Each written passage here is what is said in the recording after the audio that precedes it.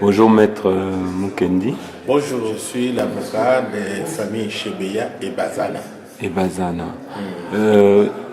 On ne parle pas toujours de Thierry Michel. Qu'est-ce que vous pouvez quand même nous dire comme petit mot concernant Thierry Michel et le travail qu'il a fourni pour réaliser ce film? Parce qu'il fallait quand même du courage pour réaliser un tel film. Et qui est quand même un chef-d'œuvre parce que quelque part ça démontre un petit peu cette injustice qui règne au Congo aujourd'hui. Qu'est-ce que vous pouvez dire le concernant? En fait, personnellement, je connais Thierry Michel depuis 20 ans, depuis qu'il est venu pour tourner son premier film, Le cycle du serpent. Et nous nous sommes rencontrés à ce moment-là, quand il a tourné le film Mobutu Roi du Zaïre. J'ai été longuement interviewé et j'ai participé à certaines séquences, donc c'est quelqu'un que je connais.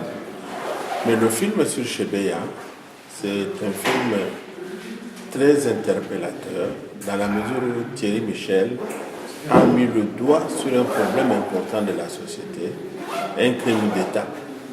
Et c'est très important dans la mesure où il y a eu plusieurs crimes d'État qui n'ont jamais été ramenés à la surface.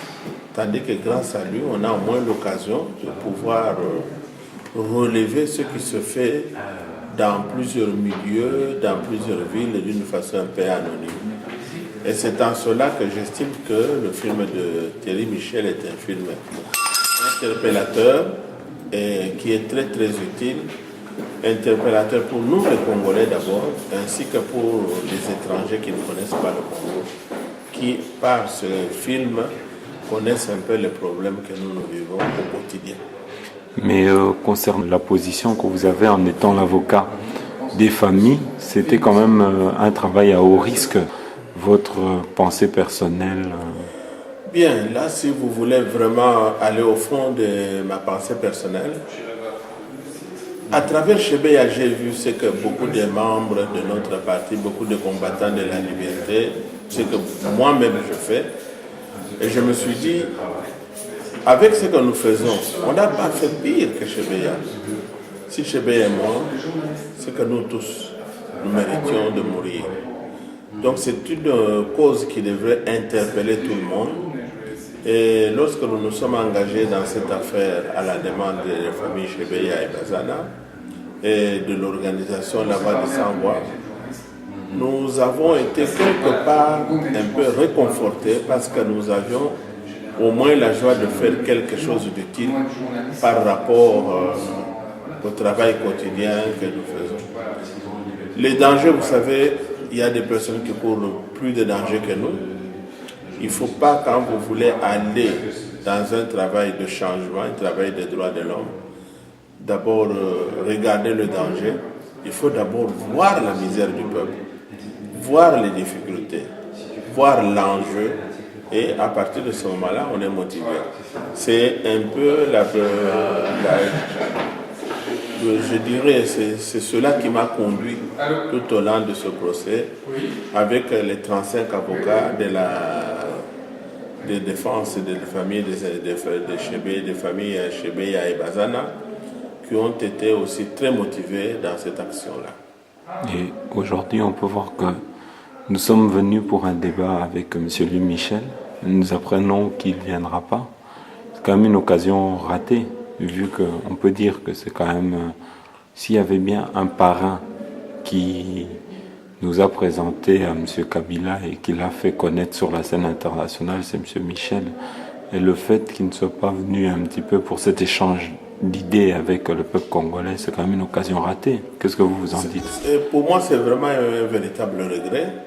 Parce que lorsque j'ai quitté le Congo, j'en ai parlé à notre président élu, Etienne Tshisekedi, pour lui dire qu'il y aura notamment à la fin un débat avec Louis Michel. Il avait demandé de lui apporter ce que aurait été dit au cours de ce débat. Eh bien maintenant, c'est quand même une occasion ratée puisque nous avons mobilisé toutes les énergies pour que ce débat ait lieu. Nous espérons qu'il pourra toujours avoir lieu dans l'avenir, assez rapidement, puisque c'est vraiment dans l'intérêt de la démocratie que l'opinion en Belgique, que l'opinion en Europe sache le degré de misère du peuple congolais et cesse d'être distrait par des légendes du genre que les gens sont contents et tout compte fait, les Bana Congo exagèrent, qu'ils sentent qu'il y a quand même un problème profond qui est souvent caché à l'opinion extérieure ici. Et c'est un peu le sens de cette soirée d'aujourd'hui. Ok, d'accord. Vous avez peut-être un message personnel à faire passer? Oui, un message personnel.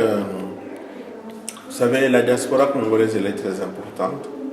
Nous avons été réconfortés par sa mobilisation, puisque moi qui avais l'habitude de voir cette diaspora, j'étais souvent malheureux de voir que dès que les personnes avaient leurs papiers, qu'ils étaient régularisés, ils oubliaient les misères de la population.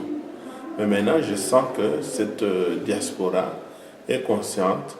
Il faut donc qu'il y ait un lien entre la diaspora ainsi que la communauté congolaise domestique. Et avec cette communication, on peut aller. Cela va dans les deux sens, dans le sens de la communication politique, la communication économique, la communication donc de l'apport de technologies, puisque la diaspora qui est ici apprend de nouvelles technologies, mais qui jusqu'à présent ne sont pas toujours expérimentées chez nous. Donc je suis en train vraiment d'exhorter la diaspora à continuer dans cette ligne de prise de conscience pour une libération totale sur le plan politique, sur le plan économique, sur le plan culturel et social. Est-ce que nous sommes dans une impasse aujourd'hui par rapport au Congo? Comment est-ce que vous voyez les choses, le futur? Nous sommes très optimistes, car nous savons qu'il y a la détermination du peuple congolais pour arriver à un bon résultat. Et le président Tshisekedi nous a toujours dit, et les gens semblent l'oublier, dans les moments difficiles, il a toujours dit qu'un peuple déterminé et coalisé est plus redoutable que la bombe atomique. Donc les personnes peuvent avoir les chars, ils croient pouvoir intimider, mais devant la détermination du peuple et devant cette unité, eh bien, nous avons la confiance que nous sommes plus redoutables que la bombe atomique. D'accord. Je vous remercie, Maître Mokele. Merci beaucoup surtout de m'avoir approché. À qui la faute? À qui la faute? À qui la faute? Zambé Talandenge bandeko basi basili Talandenge Afrique beli moto Kofi Annan zaka koyoka Ozali representa ya banware Puna na kati ya sosini Pona nini Kofi ozali kotala boyo Aki la faute Aki la faute biso b'Afrika Papa wa Roma ozali na Roma Tala ndenge Afrika ezali kobeba Afrika ifoto fungola miso vraiment Toboyi ba président dictateur Toboyi ba soka pouvoir par les armes négaux Bazali koboma ba Africain Bandeko na bango moko Bana kowele tere personnel Tala ndenge basoda ya Afrika bakoa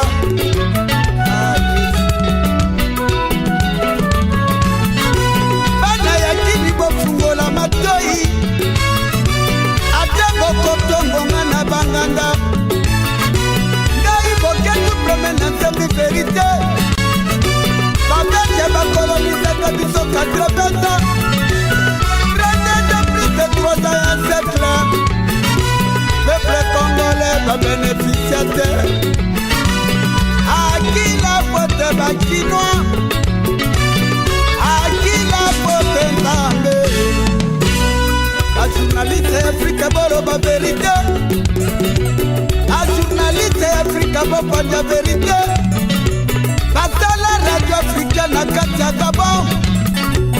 Est-ce que vous êtes corrompus? Est-ce que vous êtes pour les peuples africains? Talanenge basoda Afrique bakoa. À qui la faute? En Afrique, nous voulons la paix. Tolobela likambo ya République démocratique. Bambaka bosu sezali koagrese baninga. Tala ndenge bandeko basi bakufi. Tala ndenge basoda Afrique bakoa. Bonale akufaka mpona verite. Nakedu bepe azembaka verite. Alpha Blondy pe azembaka verite. Lobo nakedi akufaka mpona verite. Boketu premier number one. Kamisise ya Kongo toyokana. Eske losango tosambelaki ekomaka epai ya Nzambe? Non, na nzambo na biso esukaka wapi?